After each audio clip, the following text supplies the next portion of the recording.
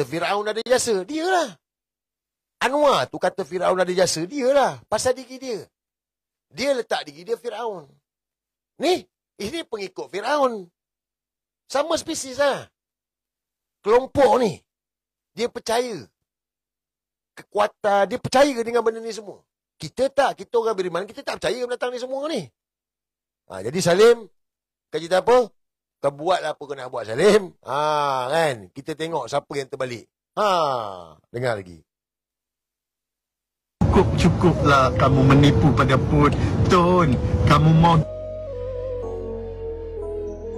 Tun, kamu mau...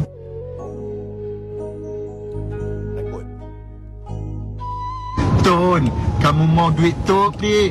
Jangan jadi bodoh. Orang ni paling-paling orang yang orang kata lebih pada orang istimewa, yang cacat, yang tidak beri kemanusiaan. Orang yang istimewa itu lebih mulia hati dia. Ini yang waras, yang otak boleh dikatakan faham untuk satu penghinaan ini ataupun cara hina orang ini ataupun mengaitkan satu dosa besar. Dia tak takut Tuhan punya, Tun. Tun, jangan ikut dia, Tun. Muklis, pesan dekat Tun, kamu adalah masa depan untuk menjalankan generasi-generasi anak muda untuk bersama dengan Perdana Menteri Malaysia Datuk Seri Anwar Ibrahim. Bukan senang kamu nak jatuhkan Anwar Ibrahim.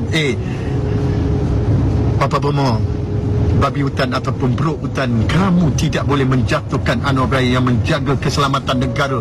Dunia melihat dia Perdana Menteri yang hebat.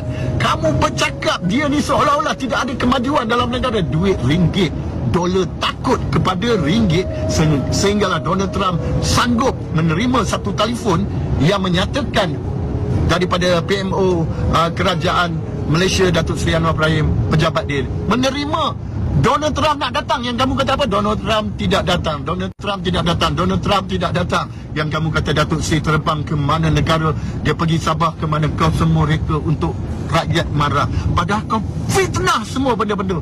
Kau tunggulah kifarah, ya Allah Tuhanku. Turunkanlah kepada kifarah kepada satu manusia namanya Papa Bomo Israel laknatullah ini, turunkanlah. Kau buatlah apa pun kat aku. Kau ingat senang ke aku nak kena tangkap? Kau ingat aku sebut apa? Nama apa? Papa Bomo babi hutan. Kau jangan bodoh. Bila polis tengok awak punya statement tu, polis kata siapa Papa Bomo? Kamu pernah buat kenyataan ini, turunkanlah. Yes. Tengok. Sebab dia kawan Anwar Ibrahim. Sebab dia kawan PMX. Maka dia kebal daripada undang-undang.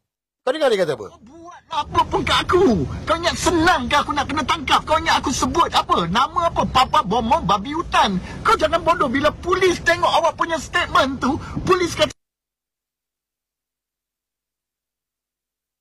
siapa Papa Bomo? Kamu pernah buat kenyataan Papa Bomo ini bukan nama kamu, Bomo. Bodoh, kau ada pelajaran. Aku buta huruf tapi aku tak buta hati dan juga pemikiran aku. Dia dah mengaku ni. Dia dah mengaku dah. Dia dah mengaku dah. Nama kamu, Bomo. Bodoh, kau ada pelajaran. Aku buta huruf tapi aku tak buta hati dan juga pemikiran aku waras. Dia dah mengaku dia buta huruf. Jadi korang, kalau dia live, kau tak payahlah komen. Dia buta huruf. Dia tak boleh baca. Dia buta huruf. Kau, saya tengok semalam dia masuk komen kau. Tak payah, dia buta huruf. Kau bagi emoji je. Bagi emoji, boleh? Tak payah komen lah apa. Dia buta huruf. Tidak seperti kamu, Papa Bomo. Dan nanti serangan-serangan lebih hebat kepada kamu, Papa Bomo. Kalau kamu sedar diri, sudah-sudah kamu jangan tipu keluarga yang boleh membawa politik yang baik bersama dengan Perdana Menteri Malaysia. Keluarga Tun Mahathir ini. Kau jauh, kau jangan kikis duit dia. Dan jangan menerima. Pada pembangkang-pembangkang, jangan percaya. Papa Bomo ada di mana saja parti-parti yang lawan dengan kerajaan, semuanya kalah. Kita tengok di Terengganu, Kelantan, Perak, di mana saja ada Papa Bomo, semuanya jatuh. Hari ini Kelantan, pembangkang, siapa pembangkang kat Kelantan ni? Terengganu ruyuk, bungkus ikat tepi. Kedah tu nyawa-nyawa ikan. 1 juta orang yang datang untuk Datuk Seri Anwar Ibrahim turun hanya dekat dataran tu. Sekeliling Kuala Lumpur dan dataran banjir dengan manusia sehinggalah dia ditangkap. Tapi Allah buktikan macam mana. Kau tengok Perdana Menteri 7, kau tengok Perdana Menteri 8, kau tengok Perdana Menteri 9. Allah angkatkan darjat Datuk Seri Anwar Ibrahim sehingga menjadi Perdana Menteri yang membawa tokoh-tokoh agama dunia datang ke Malaysia.